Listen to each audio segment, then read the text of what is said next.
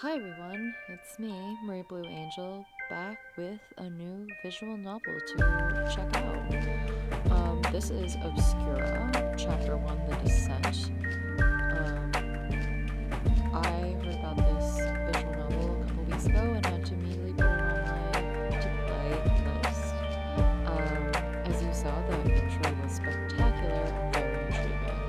I know very little about what the story is about, except that you, as the main character, are going into this kind of like, I take it as like a black market, and people go there generally from society, but no one talks about going there, and it's all very mysterious. And in addition to that, you wear a mask, and the reason why you go to the market is to buy items or services, maybe. I'm not entirely sure.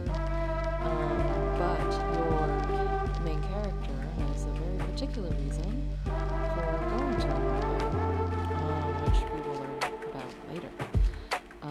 I'm already in love with like what we see on screen here, with like the background and like with the artwork and everything. And also, I love blues, so all of this like color theme right now is gorgeous to me.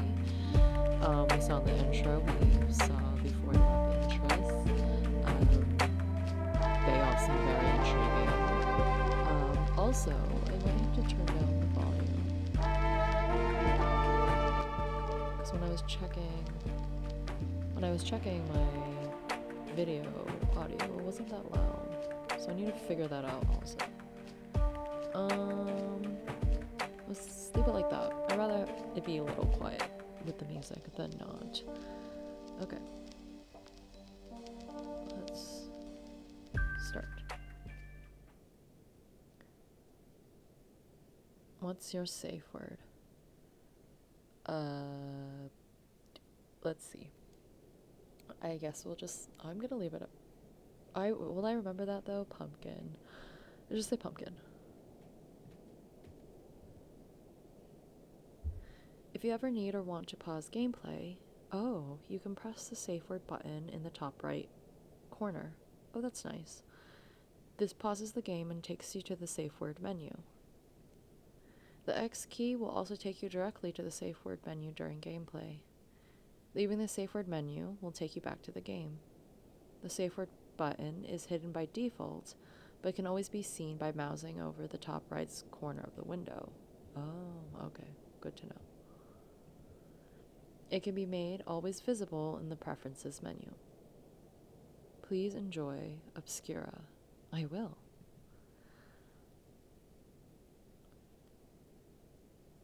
No one goes into the mountain without a reason.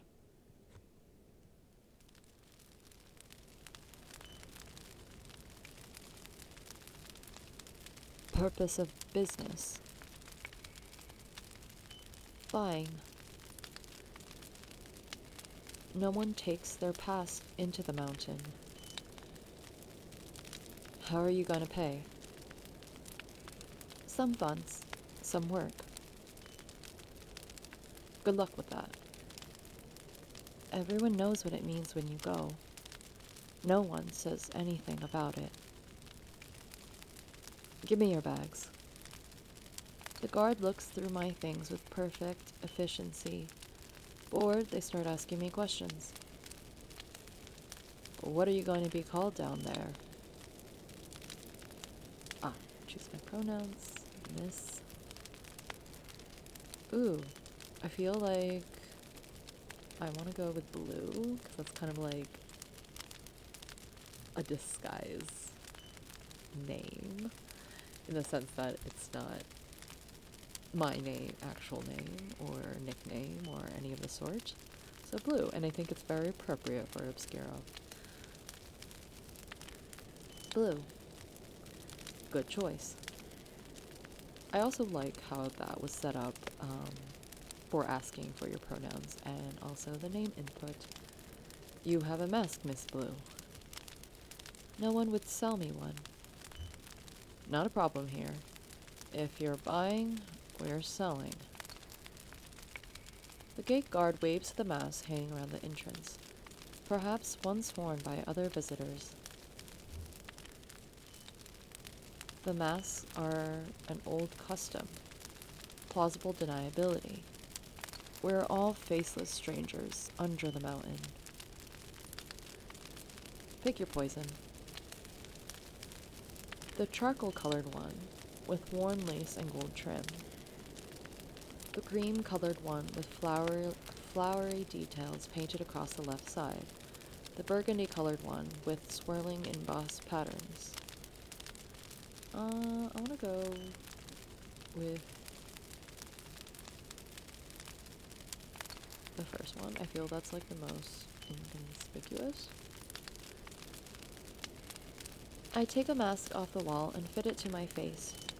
It weighs on my head, but my mind feels lighter. I see my reflection in the mirror. Ooh, look at us. Ooh, I like the cloak also. Very fitting. Ooh, very mysterious.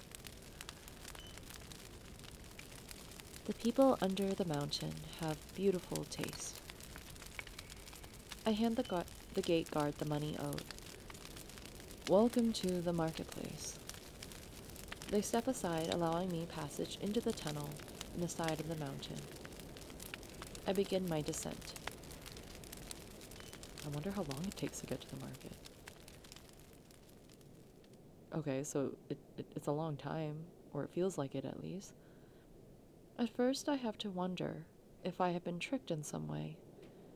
The passage grows narrow, the air stale, and the path uneven. I'm walking by the last feeble threads of light that reach this deep. What if you fell? Like, would you fall and die or get stuck? But then I see something. A shimmering pale blue glow from around a corner. I fight through the narrowing walls until I'm able to turn the corner. The passage suddenly widens, and then it opens. Market. I step from the passage into a cavern, so massive I can hardly see the end of it. It's so gorgeous. Like this, the sky, like not the sky, like the top of the cavern. The marketplace. There are several masked people who are seated or leaning against the walls around this little entryway, and now they are approaching me. Welcome, newcomer. A fresh face. Someone new could use a guide, couldn't they? Huskers, or perhaps petty thieves looking for an easy mark. Look at us with our gloved hand and everything. Oh, am I supposed to say? Or did I actually? I don't know how I pressed that. My valuables are kept under my heavy robe. Safe from pickpockets, I steel myself and march forward, past the strangers. There is no logic to this place. A fishmonger selling dried and salted fish sits next to a bookseller with stacks of forbidden tomes. A fungusman and birdkeeper are bickering. Yet they weren't obvious scams. I could have taken one of the offers for a guide and saved myself some time. At first I glanced at each stall in turn. Out here, nearest the entry tunnel, all of the stalls are selling simple amenities or cheap thrills. The sorts of things a departing traveler might want when they ascend. Not what I'm looking for. It's not here. Well, I suppose it wouldn't be. Asking one of the sellers, I get directions. The rough walls of this cavern, shifting and trebling in unsteady candle and glowworm light, slowly turn smooth when natural walls turn to human carved. Oh, I like that movement, like the kind of zoom in and lower to change our perspective. To mimic the walking through the cavern / the marketplace that our main character is doing. The ramshackle stalls turn to ramshackle buildings, to painted and varnished walls. The quality of goods on sale is improving as well. The cheap basics are behind me. Ahead are the rare, the luxurious, and the illicit. The real reason anyone comes here. Seeing the sign for an apothecary, an easily recognizable serpent coiling around a staff, I slip inside. Welcome. The shopkeeper is masked, of course, but that is not what grabs my attention. The din of hundreds of voices selling and buying and negotiating in the echoing caves is muffled, but not by much. That is because while the apothecary has 4 walls, there is no roof over the store. Newcomer, huh? What? You must be a fresh arrival. And why would you say that? You're staring where the ceiling should be. Ah, I suppose in a city with no sun or rain, roofs are unnecessary. Only thing a roof keeps out in the marketplace is thieves. A common weather pattern here. Far too common. I make an effort to examine the apothecary's mask. It's plainer even than mine. Perhaps he is frugal, or perhaps he is poor by the standards of the marketplace. Well, you weren't driven in here by the weather. What do you need? I'm looking for lunar ichor.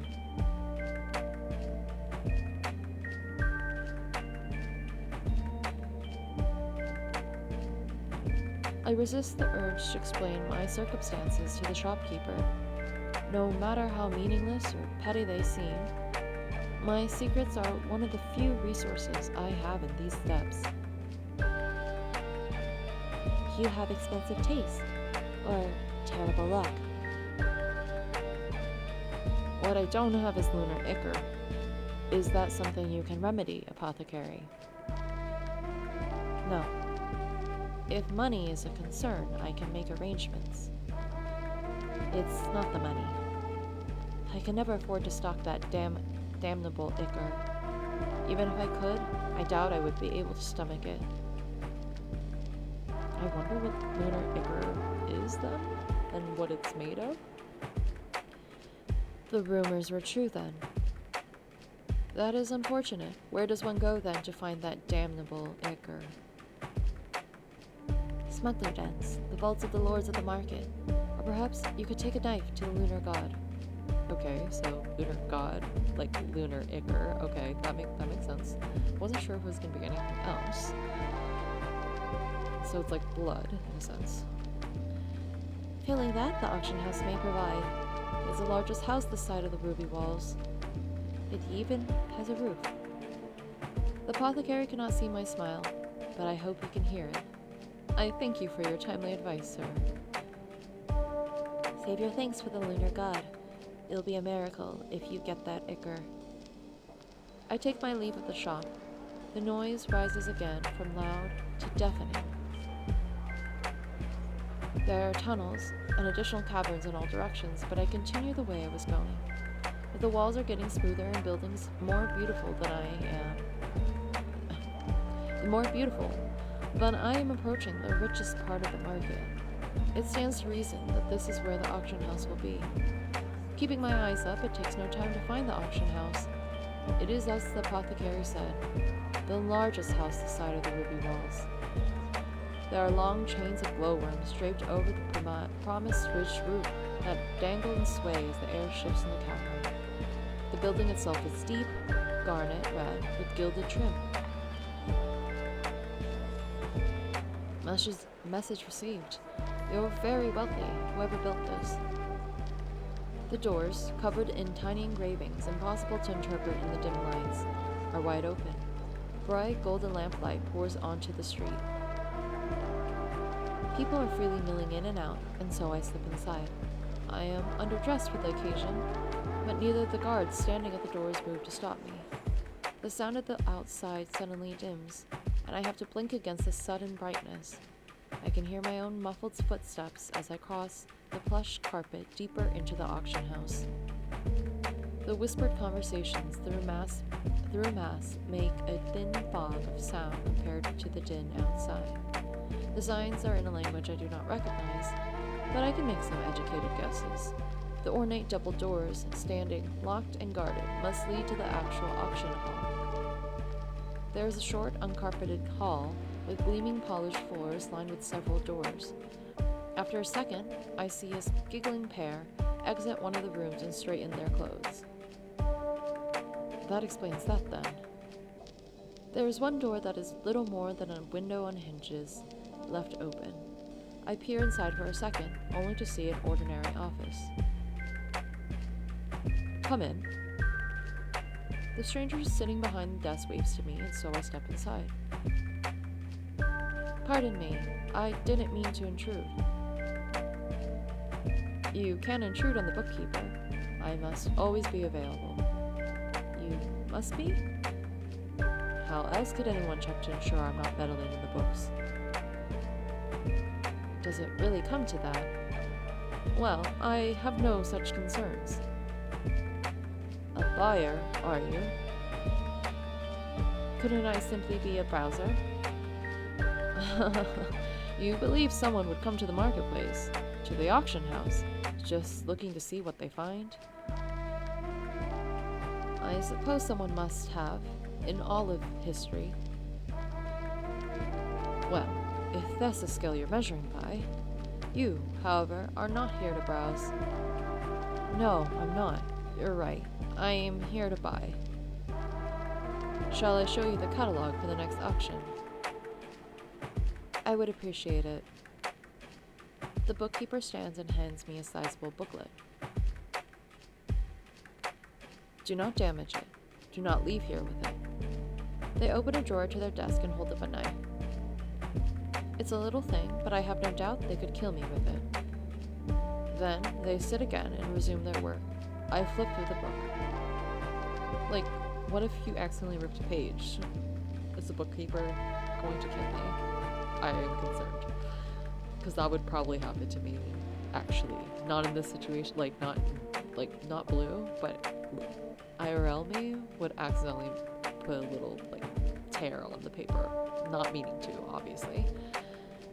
They're objects of unimaginable value, works of art by artists even I know by name, an exquisite jewel tiara fit for any princess, the deed to a country manor on the surface. Then there are the wonders I could have never dreamt of, the bird wreathed in flames that never burns, the still beating bloodstone heart of some rock nymph, a potion of clear vision. I flip a page and am met with the miserable exposed face of a young adult.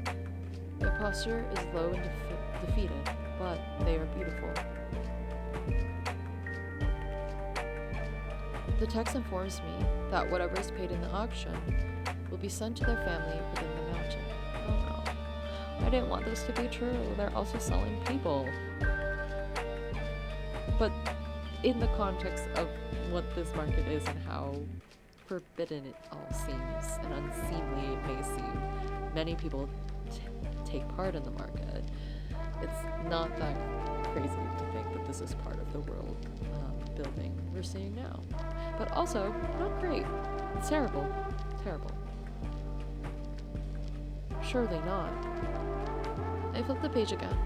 There are no other people in the catalog, but one is enough to turn my stomach. I mean, absolutely. I'm with you there, Blue.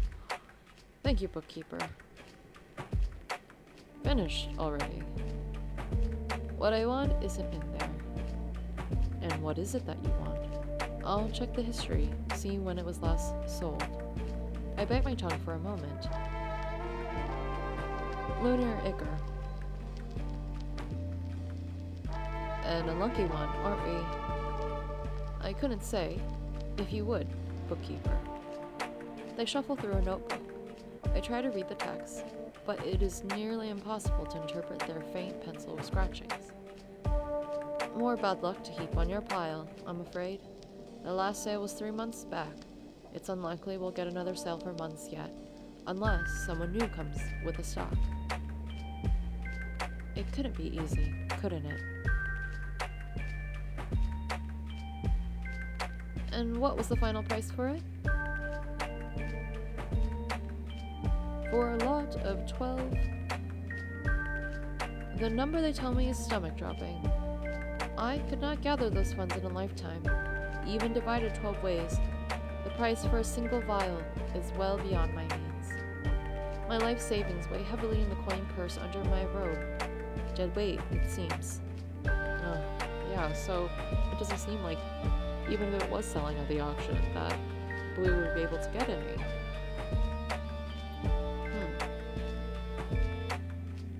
By your silence, I guess you don't have the money.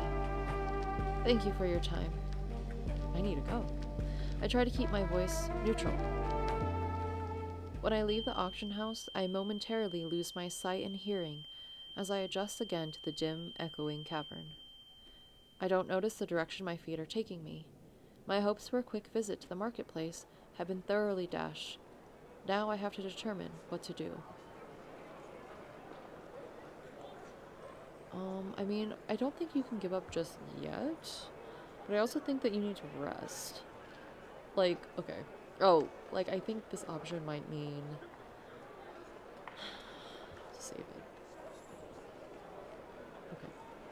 So, I think that maybe we should explore a little bit, but it seems like also that Blue's not having a great time. So I don't know if you would want to rest here. If it were me, actually, although I don't know the whole backstory, I would want to keep looking. And maybe we will run into some possible options to get us closer to that opportunity. I can't afford to give up. I cannot allow myself to give in to difficult circumstances. If I give up on getting the lunar ichor, I might as well throw myself out the mountain. For now, I need a place to stay. My feet ache from the climb up the mountain, and my spirit is draining away in these cramped, noisy conditions. I stop by a stall and ask for directions for a decent inn, rest stop, public house, anything. Following the directions through a short tunnel, I wander through a quieter district of the marketplace. Though quiet is relative. The guest house is a challenge to find. Though I hesitate to call the ground down, walking paths roads, there are rest houses lining them on either side. The Leaping Bear, the guest house recommended to me, is nothing remarkable. The building has a roof, but the building itself is mostly made of raw wood. The brass doorknob is smooth under my hand, polished by thousands of guests who come and go. Oh, look at the brown bear. Sorry, I already forgot what it was. The Leaping Bear, yes, thank you. It was thinking of brown bear, brown bear, brown bear. Inside, the atmosphere is boisterous, but on the scale of a handful of people singing a drinking song. The chaos outside is already muffled and distant. Welcome. The woman who approaches, her face fully covered in a bear mask, but her neckline is untied and exposed. I wonder who she works for. Hello, I was told this is a good establishment to stay the night. You were told right. Except the part about night. Here, there's no real difference between night and day. Plenty of folks are up all hours of the day, as you do, just sleeping when they're tired and forgetting the sun ever existed. I see. The bear masked woman has me sign into a guest book and pay for the night.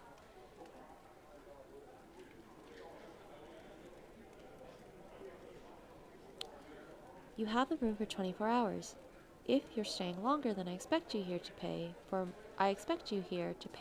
more time. If you don't, you might find all your things at a moon shrine. I'll remember, thank you. I'm assuming people have clocks and stuff. Blue, do we have a watch or anything? Because I would forget. Like, I would remember that, but also I'd forget. And you'll be needing these. She hands me a dull metal medallion on a leather string and a key. Dear Rufus over there. She gestures to a mountain of a man, also in a bear mask, standing by a door. Make sure only guests go to the rooms. That medallion proves you're a guest. Don't lose it. Or else I'll find my things at a moon shrine. Pick things up quickly, you do. Seems like an important skill to have here. Quite right. Okay, so we trudge along. We go past Rufus. She gets back to her business, so I approach the mountain of a man guarding the door to the rooms. Hello, Rufus. I hold the medallion and wait. I'm not about to rush a man with a bat, especially one as bloodstained as his is. Then he nods, and I am granted passage. He watches me go to my assigned room. I suppose it's a good measure to prevent theft, but then, so is a bloodstained bat. Does Rufus work like 24/7? Sleep doesn't come easily at first. How can I risk sleeping in the marketplace? But it does come for me. In the metaphorical cold light of morning, I see the sense in my choice last night.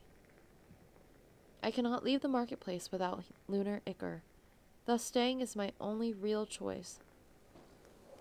I'm able to order something like breakfast from the Leaping Bear's kitchen, and then sit deep in thought, staring at a bowl of porridge. Eating in this mask is a bit of a bother. I have to navigate the spoon around the mask. Oh yeah, because would you have to lift it? And it's also a harder mask, like one that you would wear at a masquerade ball. It's not like a fabric mask or any of the soft fibers that we use to prevent spreading of medical symptoms. There's claps, you know. I start at the sudden appearance of the proprietress. What? Feel along the side of the mask. There should be pins or clasps holding the bottom part. I do, as she said, and find little clasps holding the two parts of my mask together. Well, I feel like a proper fool. It already feels strange having my mouth exposed, like a funny kind of nudity. Newcomers are all a bit foolish. That's part of their charm. Thank you, I think. Just keep your wits about you. You'll live. You make it sound so dire. Well, you're here, aren't you? Huh, you're not wrong. No one comes here without good reason, I should think. What's yours? A personal matter. Buying or selling? That's all there is down here after all. Buying. Something I might not be able to afford, it turns out. That won't narrow things down too much for her. Well, depends how you try to buy things, doesn't it? Money will get you anywhere if you have enough of it. But there's other roads out there. Is that something you know a lot about? I couldn't say. I only know what stories the guests bring in. She says it flippantly enough that there must be a story there, but I resist the urge to dig. Then, I suppose my next job is to find what paths I can use. Thank you. Oh, not a problem. The mess trouble everyone at first. You just ask for Bruna if you have any more problems. I'll be happy to help. Oh, well, that's kind. She sweeps away to handle another matter, and I'm left with far more productive thoughts. Money won't get me lunar ichor, but something else might. Influence. Friendship? Violence. Guile.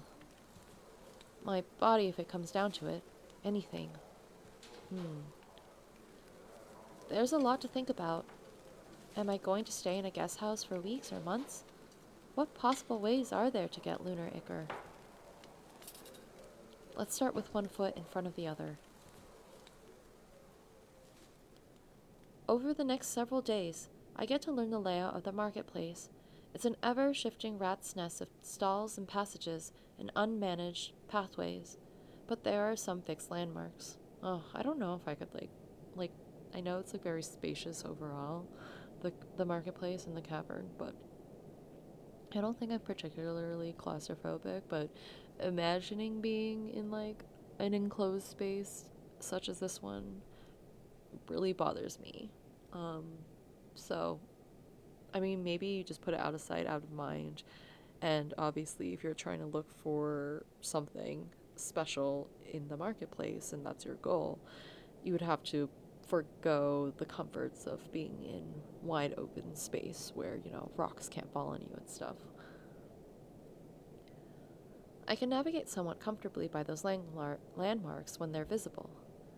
One evening, based on my own internal clock, the proprietress of the Leaping Bear hints over a meal that as long as I am well behaved, she would be willing to extend more generous long-term rates to me.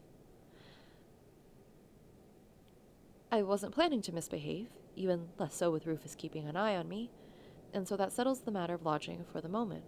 Oh, that's good at least, because we don't have a lot of we have our entire life savings, but it is not enough probably for more long-term stay if it was at the daily price. As for the lunar ichor, I am at a loss.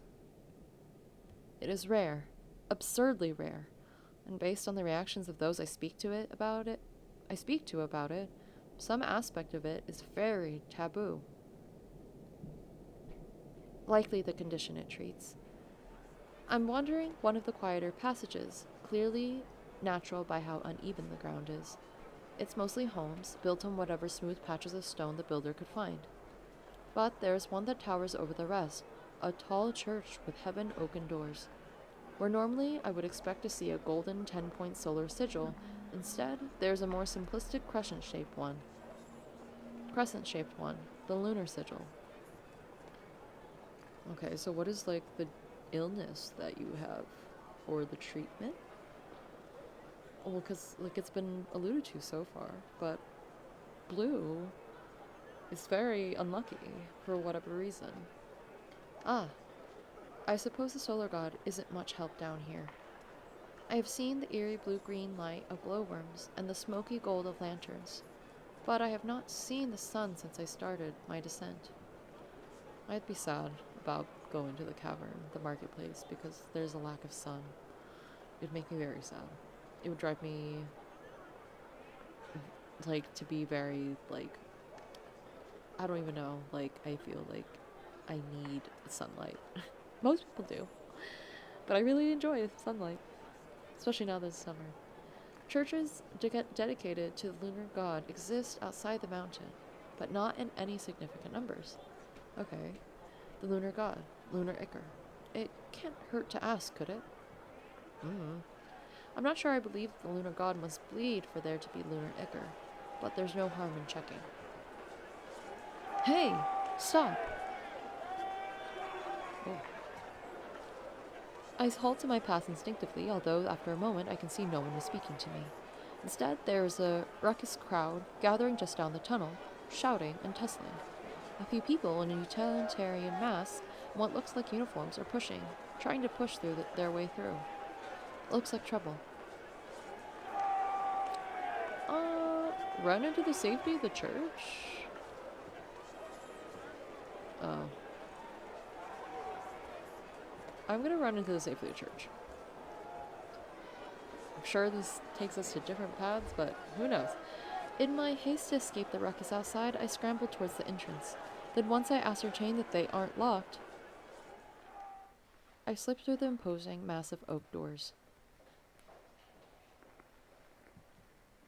The carvings in the wood press into my palms, a surprisingly comforting, grounding sensation. Then, once the doors close, the change in atmosphere hits me.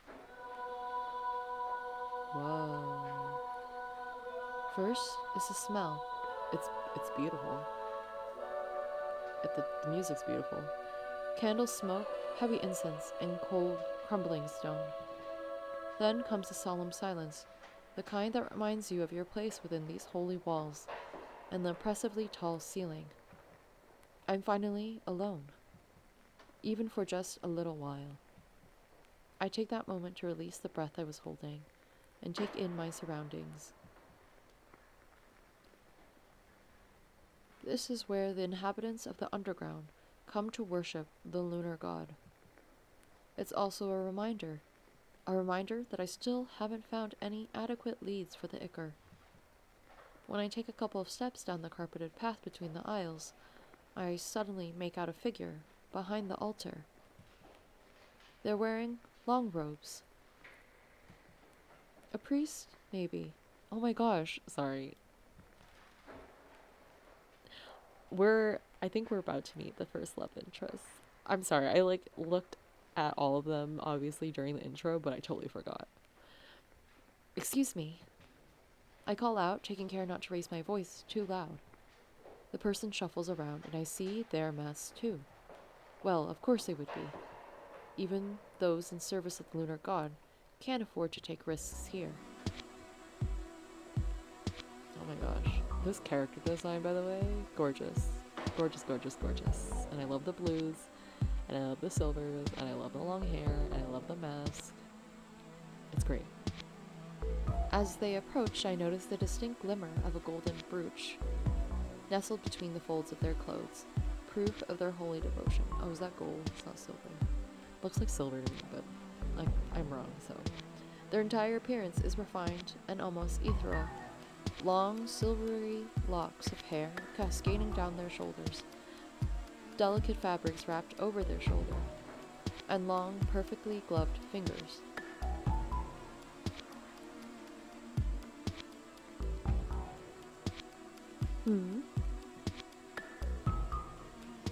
A rich silken voice. It takes me off guard.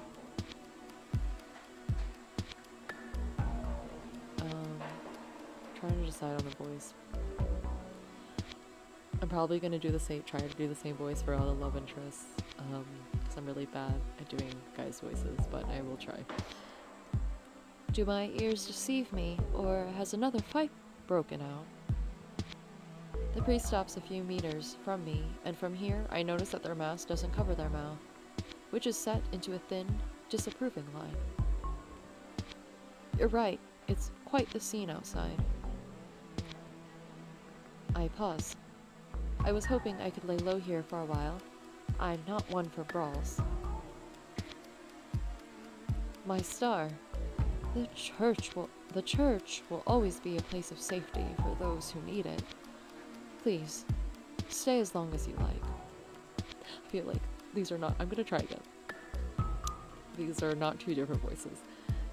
I was taught that all lunar priests call believers their stars, but it still makes me smile. It would make me smile too. Well, thank you, Father. A twitch of their lips.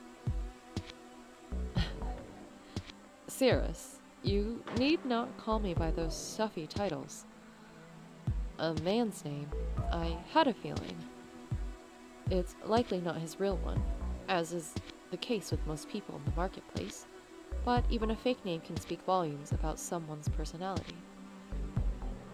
Would you like to light a candle while you're here?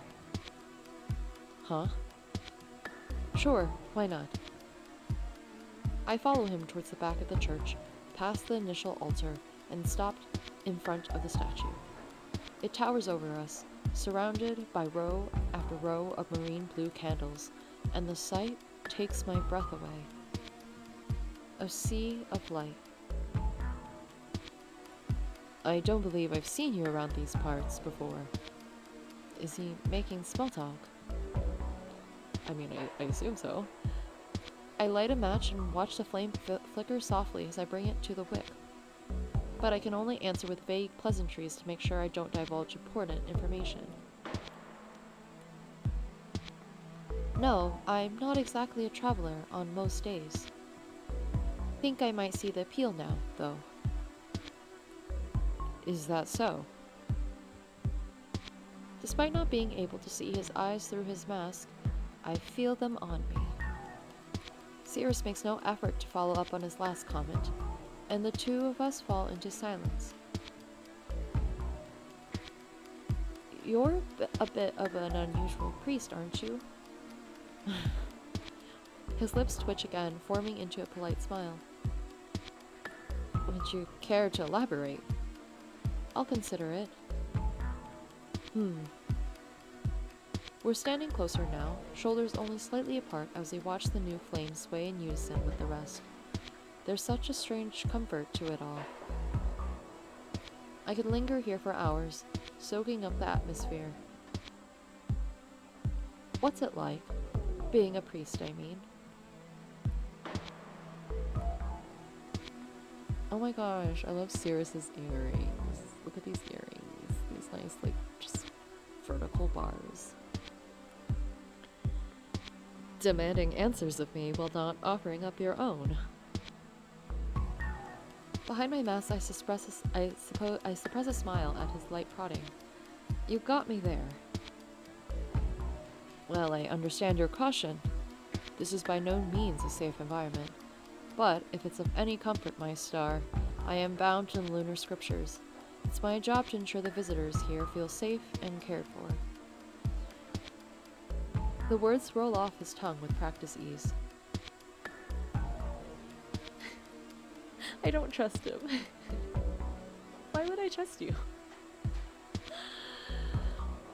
I mean, I like the way he calls me star, but I can't focus on that. Can I? Or his star. But he has to say that. Whatever, I'm gonna say I like, you know what, we're just gonna go intuition. I know that's what you call everyone, but being called star does make one feel a little special. My answer makes him pause for a bit. You are special. Everyone is in their own way. If everyone is special, then that kind of defeats the purpose of the sentiment, doesn't it? I'm mouthing off for the sake of it at this point, funneling the day's frustrations into banter. But Sirius doesn't mind. I feel his eyes on me again with increased intensity. Would you rather I say you're a bit more special than everybody else? His voice is laced with unexpected warmth, teasing me like an old friend would. This time, I can't stop myself from chuckling. I'm not opposed to it. But I think I ought to be heading back soon. Errands won't run themselves. Good luck with that, my star. What can I call you next time we meet? Next time. Huh. Blue. Sirius repeats it, testing the pronunciation. Then a smile spreads across his lips. It suits you. I like compliments like that too. Like, that's nice. Thanks. Picked it myself. White, mouthy one, aren't you? It's part of my endless charm. That it is. We bid each other a polite farewell, and before I know it, I'm alone in the streets again. I trudge through the market stalls, sweeping over any new available content as I have every single day since coming down here. Murky-colored crystals, vials filled with shimmering liquids, rare animal leathers. But nothing even remotely resembling the ichor catches my eye. The serenity that filled me at the church is instantly squashed. Instead, all I feel is dread. I've already been over this. Would Sirius know anything? Yeah, we didn't ask Sirius about anything. I mean, I guess you can't trust a stranger, but I thought we were gonna go inside the church to ask about lunar ichor. It's worth asking, and it's the perfect excuse to head back to the church tomorrow.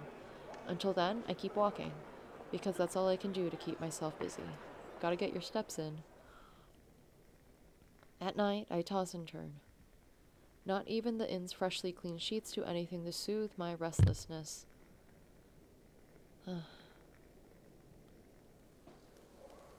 Before I know it, it's the next day, and I've barely gotten a wink of sleep.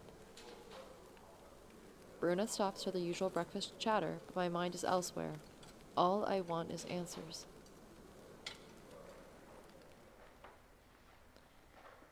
Eventually, I'm back at the doors of the lunar church. And that is where I'm going to leave it today, because I've been playing for a bit. This has been a really nice intro to Obscura. I'm really liking it so far. I like the mystery of it all. Sirius is interesting. Don't know if I should actually trust trust him, but you know, might have to. I wonder what the main character's deal is, but of course, that will be found out soon enough, I'm sure. But there is a goal here, and it's to find lunar ichor, and I'm really hoping that the main character can find it. But yes, thank you so much for watching, and I'll be back soon with another part. Have a good rest of your day. Bye!